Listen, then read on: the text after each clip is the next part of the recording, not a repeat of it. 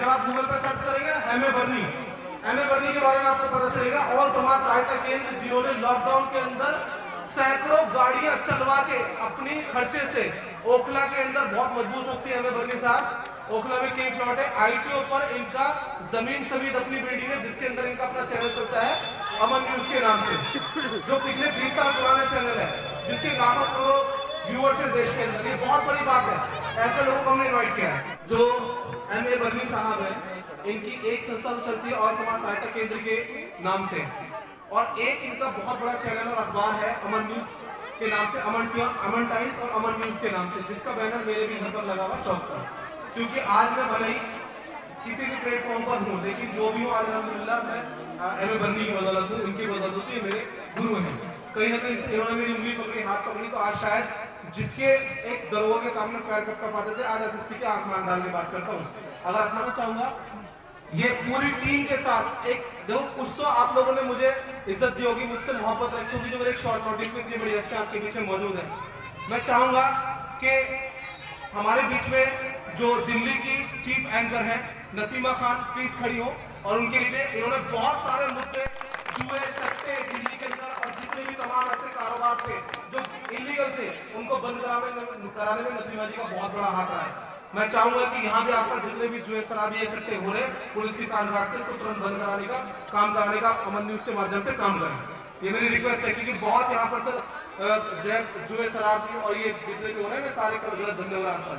अगली मैं आपको बताना चाहूंगा कि हमारे बीच में है पल्लवी शर्मा, प्लीज आप खड़े हो, इनके लिए भी गिव द बेल्ट। बहुत छोटी सी उम्र में इन्होंने मास कम्युनिकेशन करने के बाद अमन न्यूज का हिस्सा बनी, और अमन न्यूज का हिस्सा बनने के बाद देखिए, पत्रकारिता अपने आप में तलवार के चलने जैसा होता है।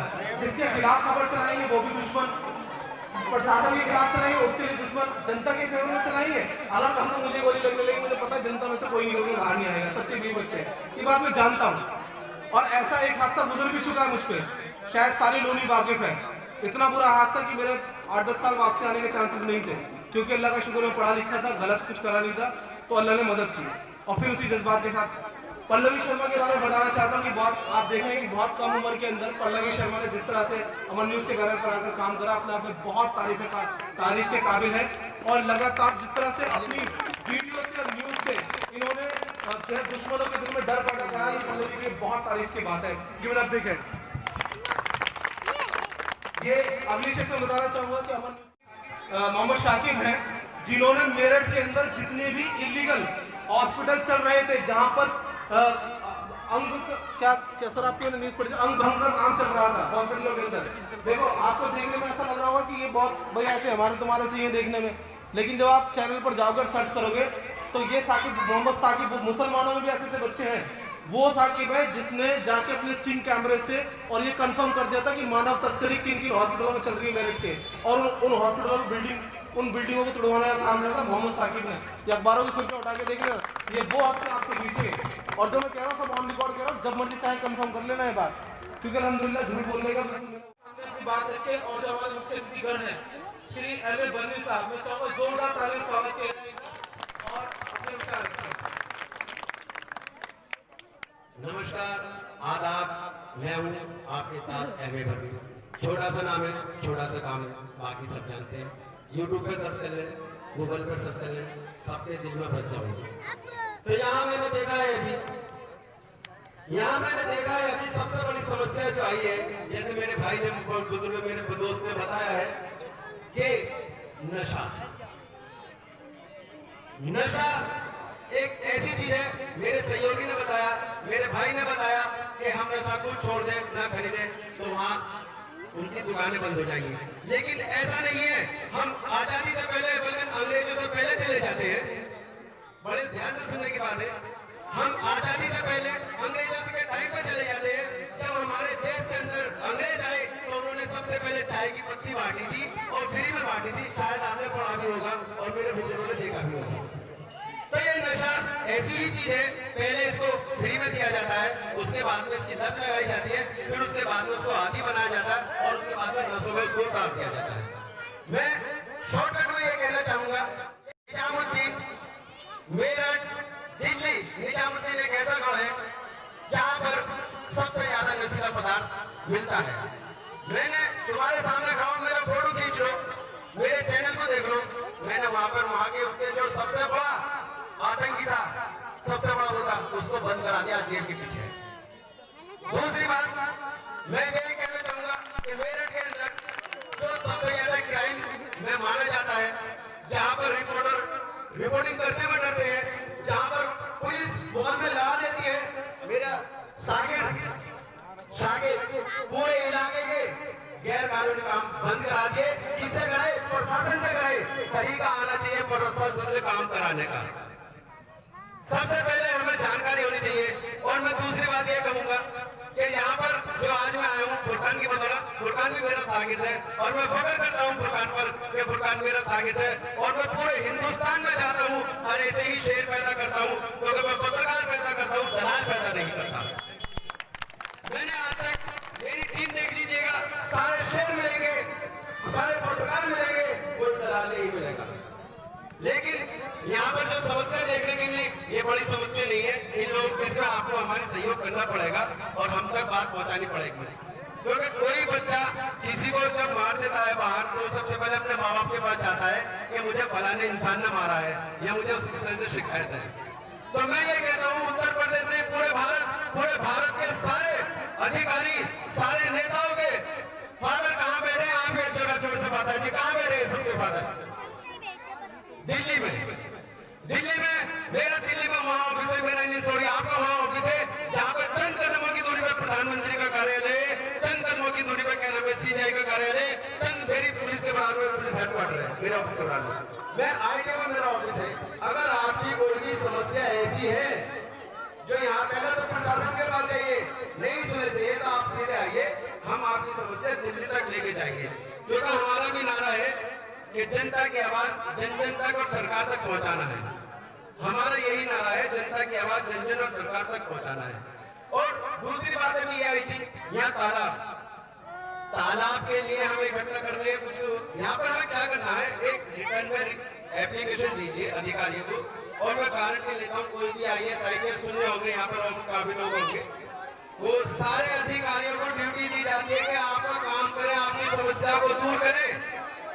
आप रिटर्न में दीजिए, आप पहले रिटर्न में दीजिएगा, आपकी वो समस्या दूर नहीं होती है, आप उस रिटर्न को हमें दीजिए, फिर हम उन लोगों के पास फादरों के पास लेके जाएंगे, देखते हैं आपकी समस्या कैसे दूर नहीं होती। इस समस्या का मैं वादा करता हूँ आपसे कि आपके तालाब की जो समस्या है बताया कि 30 लोग वहाँ मर चुके हैं, अभी तक प्रशासन की काम में जू नहीं चले, लेकिन कहने से जू नहीं चलेगी, लिखने से जू चलेगी। आप लिख के दीजिए, देखते हैं कैसे कार्रवाई होती है। कार्रवाई करने का मैं वादा करता हूँ आप लोगों के सामने, कार्रवाई आपकी मैं कराऊंगा उसके खिलाफ। माननीय विधायक जी आते तो कुछ मैं उनके सामने यहाँ आपकी समस्या रखता, मुझे आने में बहुत सारी परेशानी हुई थी रोड में, और टूटा हुआ मैं उनको बताता, रिक्वेस्ट करता आप लोगों के सामने, विधायक जी आते क्योंकि विधायक जी ने हमारे मुख्य अतिथि और बहुत अच्छे लोग। विधायक के पास अगर अधिकारी नहीं सुना, विधायक के पास जाइए, विधायक नहीं सुना मंत्री के पास जाइए, मंत्री ने अगर कोई भी नहीं सुना तो मीडिया वाले के पास आइए। मैंने आपके बीच में एक शेर पैदा कर रखा है, उसका नाम है फुरकान सलमानी। आप फुरकान सलमानी को समस्या दीजिए, आपकी समस्या का हल होगा। कोई भी आदमी इतने लोगों में ये नहीं बता सकता फुरकान सलमानी ने किसके साथ गलत किया है। अगर गलत किया है तो मुझे अभी भी बता दीजिए आप। और दूसरा शेर कहा गया, एक आपके बीच में एक शेर और पैदा हो रहा है, मैं आप लोगों से सबसे कहूंगा कि थोड़ा सा इसका भी सहयोग कीजिएगा। इसका नाम है इस्राइल। अभी तक इसमें आपको किसी भी रूप में देखा होगा, और मैं आज इस पर अपना उल्टा हाथ नहीं बल्कि सीधा हाथ रखूंगा। आज से मेरा इसका हाथ है, और मैं कहूंगा कि इसकी जो पुरानी गलतियां हैं आप प्लीज उसको माफ कर दीजिए और दिल से साफ कर दीजिए। आगे कोई गलती होगी ये खुद जिम्मेदार होगा कि आगे कोई गलती नहीं करेगा। तो ये आपकी सेवा के लिए मांगे में उतारा जा रहा है, समझिए नेहा प्रोडक्ट है। आप इसको सहयोग करिएगा या आपका सहयोग करेगा। और भाई ने बताया अधिकारी के हाथ में काम नहीं कर रहे, मैं फिर कहूँगा आपसे, आप समस्या दीजिए, समस्या गारंटी हमें वही अधिकारी काम करेगा, कराने के तरीके और नहीं करता उसकी नहीं करती। जब हमको ये पता है, अभी एक मिसाल 1 मिनट और लूंगा आपके, मैं उस समाज के मैं नाम नहीं बोल रहा हूँ, समाज का काफी लोग समझ जाएंगे। एक्चुअली घटना तो हुई थी मेरठ में, एक लड़की के साथ गलत काम हुआ और बहुत सारी कुछ हुआ, तो घटना मेरठ हुई। अब उस समाज के लोग धरना चले केजरीवाल के जा करके तो मैंने उन समाज के लोगों से बोला भाई मिलकर आपको पेट में तो कर दे और दवाई ले लो आप भट्टी की, तो बताइए बीमारी कैसे दूर होगी। मैंने केंद्र में सरकार बीजेपी की, उत्तर प्रदेश में सरकार बीजेपी की, दिल्ली में सरकार क्या नाम है आम आदमी पार्टी की, तो आपका हल कैसे उसका होगा। तो उसमें से जो नेता थे आम आदमी पार्टी के वो बेचारे चले गए, उनकी समझ आगे में क्या करें। तो हमारा मकसद ये है कि जो हमें बीमारी है बिल्कुल साफ बताइए डॉक्टर को कि भाई ये बीमारी है और भी इलाज हो जाएगा। और हमारी बीमारी को पेट में बता रहे हैं क्या भट्टी का दर्द वो बीमारी नहीं है।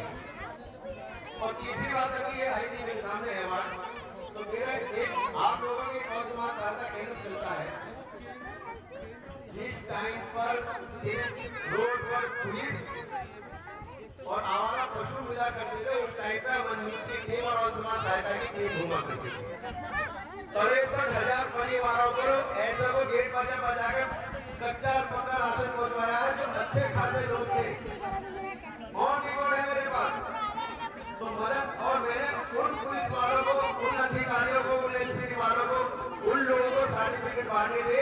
आज में ऑन रिकॉर्ड है जिन लोगों ने कोरोना काल में मेहनत की थी आप लोगों को जिंदा रखने के लिए, बीमारी से बचाने के लिए अपनी जान कुर्बानी लगा दी, उन लोगों को सर्टिफिकेट हमारे और समाज सहायता केंद्र ने और सबने बांटे।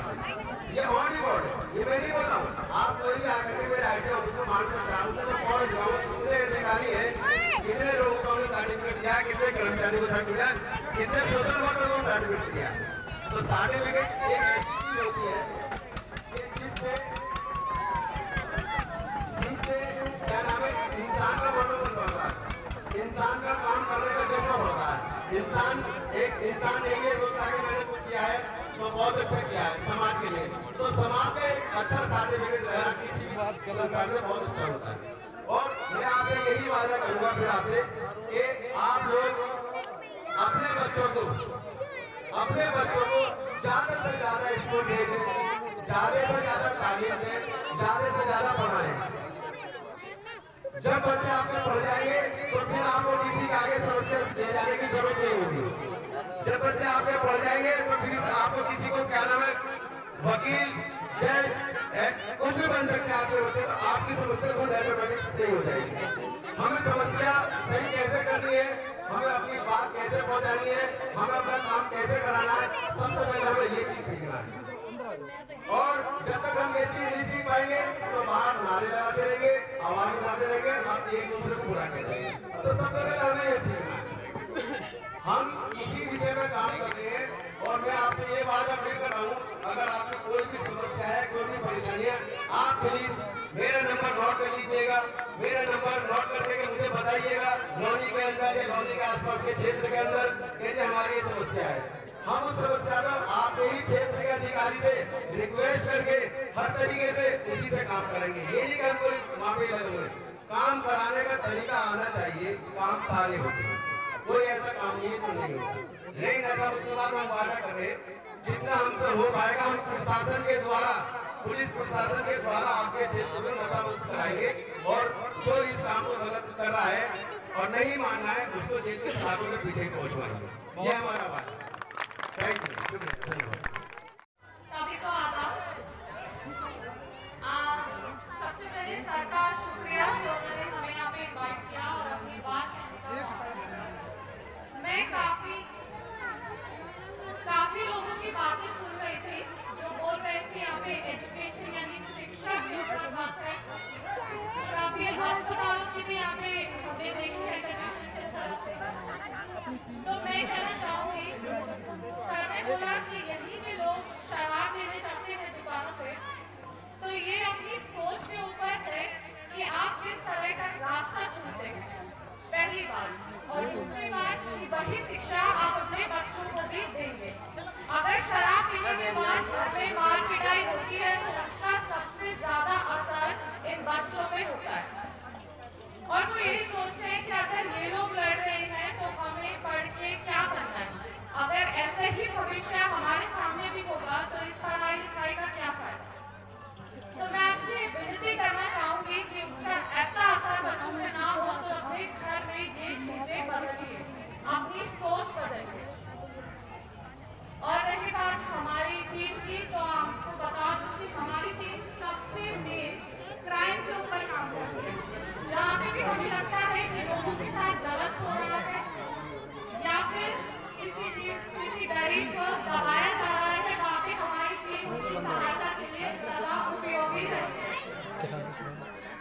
आप देख सकते हैं हमारे चैनल्स पे भी हमारी व्यूज इसी तरह की होती है कि अगर कोई सहायता का जिसको सहायता चाहिए होती है या कोई भी परेशान होता है वो हमारे मंच पे आके अपनी परेशानी रखता है और सर के बदौलत उस पे कार्रवाई भी की जाती है, चाहे वो पुलिस हो चाहे दूसरे विभाग का कोई भी व्यक्ति हो, उस पे तुरंत कार्रवाई भी की जाती है। तो इसी के साथ अपनी बात खत्म करूंगी। धन्यवाद। क्राइम करते बंद कराए हैं, स्पेशली निजामुद्दीन में बहुत जो है और मेरठ के बहुत ज्यादा क्राइम होती थी। मैं नसीम जी से रिक्वेस्ट करूंगा कि एक दो दिन अपना कैमरा लेके चुपचाप खुफिया तरीके से यहाँ भी घूमे, यहाँ बहुत गांजा स्मैक दिख रही है। नसीम जी give it up again.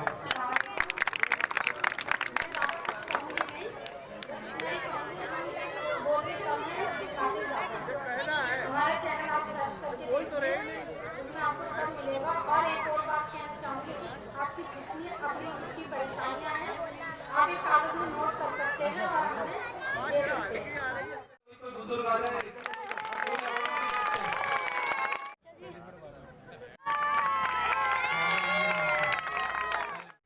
उनकी तरफ से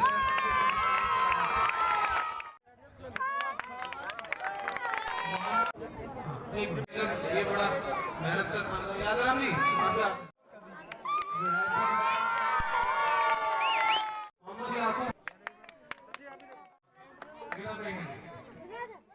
इधर देखो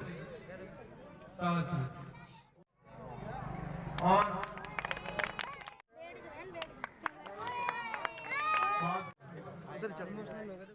साबिर भाई इनका स्वागत करें साहब। अगर स्वागत करना चाहिए बैठ जाएगी तो कैमरा वहीं पर देखो आपकी मोहब्बत तो वहीं चल कर रहा है, आपको ये लगनी पड़ेगी। साबिर भाई ये आपका कैमरा सारे कैमरे वाले साबिर भाई इजराइल जी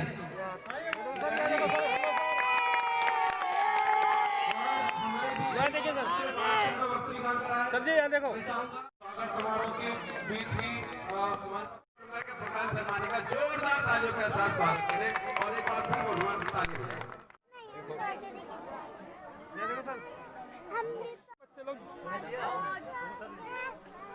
हाँ पिना